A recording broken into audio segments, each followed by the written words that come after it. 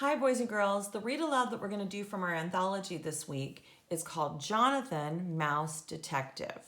It's written by Ingrid Ostruren and translated by Rosemary Lanning. That's kind of interesting, huh? When something gets translated, that means it was originally written in a different language other than how it's written now.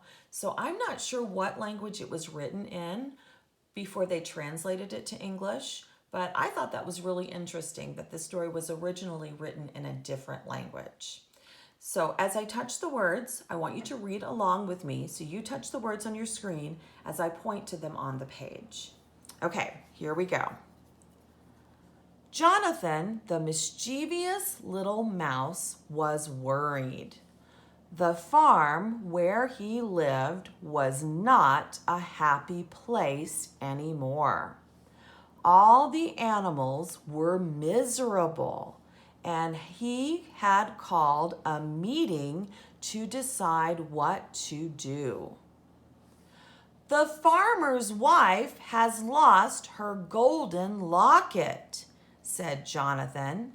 She thinks someone stole it, and that's why she's in such a bad mood. She's started shouting at everyone and burning the dinner. She doesn't sing at milking time, murmured the cows. She keeps forgetting to feed me, growled Toby, the farm dog. She doesn't scratch me behind the ears, complained the piglet. Or laugh, cackled the hens. I've even seen her crying, said the rooster sadly. She's angry all the time, said the sheep. That scares me. We've got to find that locket, said Jonathan. Maybe she just mislaid it. But if it really has been stolen, we must find out who took it. What you need is a detective, announced a voice from behind the bull. It was a little brown mouse. What is a detective? Asked Jonathan. Someone who catches thieves and brings back lost things, said the brown mouse. Detectives are really clever and brave and strong. Actually, I'm a detective myself, he added proudly. My name is Anatoly, and I come from the big city. I live in the walls of a detective agency, so I've been trained by the very best. Wonderful, said Jonathan. Will you help us? Of course, declared Anatoly. A great detective can never resist a challenging case like this. The first thing to do is to look for clues. Jonathan trotted along behind Anatoly, who had found some hoof prints and was examining each one of them with great care. What I really need is a magnifying glass, muttered Anatoly. A magnifying glass? Asked Jonathan. Yes, to make things look larger. Sometimes clues are very small, said Anatoly. I think this one is very large, said Jonathan, helping the town mouse out of an especially deep hoof print. You're right. This guy's enormous. It must have been him. He's big enough to climb in through the window. I don't think so, said Jonathan. This hoof print was made by the old cart horse. He can't climb at all, and he'd never squeeze through the window. Look at him. Okay, said Anatoly. Cross him off the list of suspects. Those are pigs' hoof prints, said Jonathan, peering into the rose bed.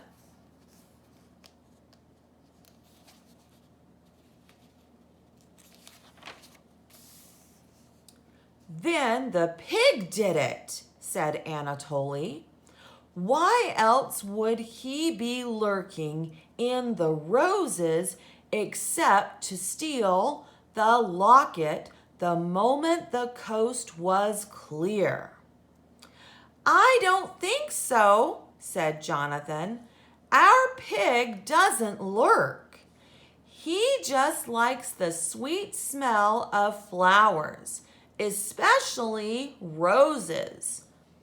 Anatoly crossed the pig off his list of suspects. One by one, all the other animals came under suspicion. Anatoly accused the rooster of burying the locket in the compost heap.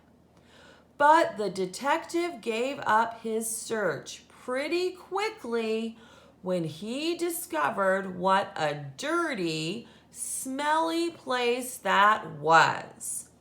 He crossed the rooster off his list, which he studied carefully.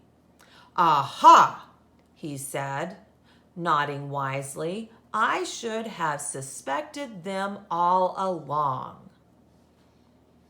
Let me teach you how to think like a detective, Anatoly whispered to Jonathan.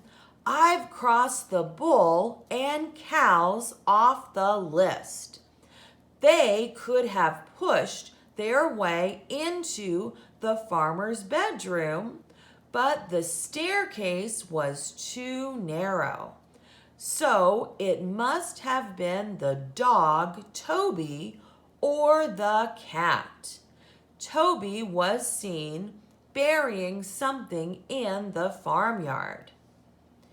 Anatoly persuaded Jonathan to help him find out what Toby had buried.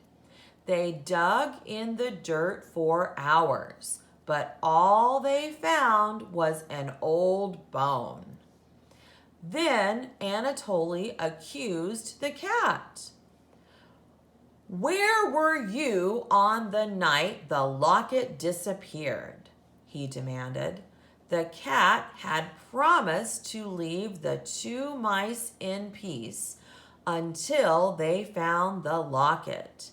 But when Anatoly accused her, she hissed and showed her claws. Sorry, said Anatoly hastily. Maybe we should discuss this some other time. Anatoly pulled Jonathan aside and said in a low voice, Well, the case is solved. You saw for yourself how she reacted. The cat must be our thief. I don't want her to know that we're on to her just yet, so I'm going to search the hen house. While Anatoly went about his business, Jonathan sat down to think. A wisp of smoke drifted from the kitchen window, and he could hear the farmer's wife wailing that she had burned the dinner again. As he looked across the farmyard, he could see something shiny, lying in the dirt. He ran over to it and discovered that it was only a shiny new coin. "Oh, well," sighed Jonathan as he looked down at the coin. Suddenly, his face lit up. "Why didn't I think of that before?" He grabbed the coin and went over to the tree where the magpie had his nest. Now, boys and girls, a magpie is a kind of bird, just to let you know. Just as he set the coin on the ground, a dark shadow swooped over him. "That's mine! I saw it first!" squawked the magpie. "You did not," said Jonathan angrily. "I brought this to you as a present. You collect shiny things, don't you?" "Yes, yes," said the magpie. "Beautiful shiny things." "Do you have a locket?" said Jonathan. "Is it shiny?" asked the magpie. "Yes," said Jonathan. "It's made of gold." "Does it have a sparkly chain?" "It does," said Jonathan. "Does it have a picture in the middle?" asked the magpie. "Yes," yelled Jonathan.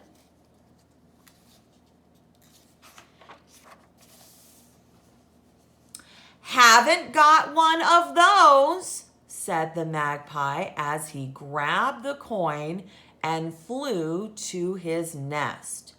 Jonathan ran after him. "Please, Mr. Magpie," Jonathan called up to the nest, "I know you must have the locket. You don't need it.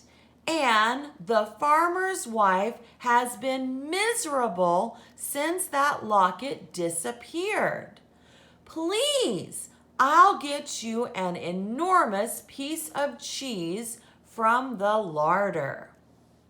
"What kind of cheese?" asked the magpie. "Any kind you want," Jonathan replied. And with that, the magpie finally dropped the locket. Jonathan carefully carried the locket over to the rose bed. Then he whispered to Toby. Toby went into the kitchen and tugged at the farmer's wife's apron until she came outside. "What do you want, you silly dog?" she said. Then she saw the locket. "Well, look at that!" cried the farmer's wife. "Good dog! You found my locket. I must have lost it when I was cutting roses." She patted Toby and promised him an extra large bone. That evening, all the animals met once again behind the barn. Jonathan told them what had happened. "Now, everything should get back to normal," he said. "Just wait and see. Tonight she'll be singing and laughing again." "She thinks I found the thing," murmured Toby. "That's not fair. Jonathan was the detective after all." "I don't mind," laughed Jonathan. "The main thing is that she's happy again." "I wasn't much help to you either," said Anatoly sadly. "Yes, you were," said Jonathan. "If you hadn't worked out who didn't do it, I would never have known who did."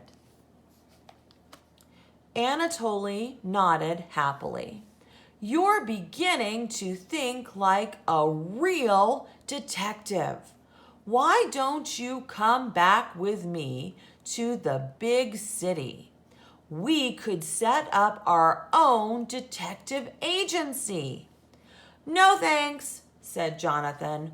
I'm happy where I am. Suddenly, Jonathan remembered his promise to the magpie. I've got to go, he said as he ran off. I have an appointment in the larder with an enormous piece of cheese.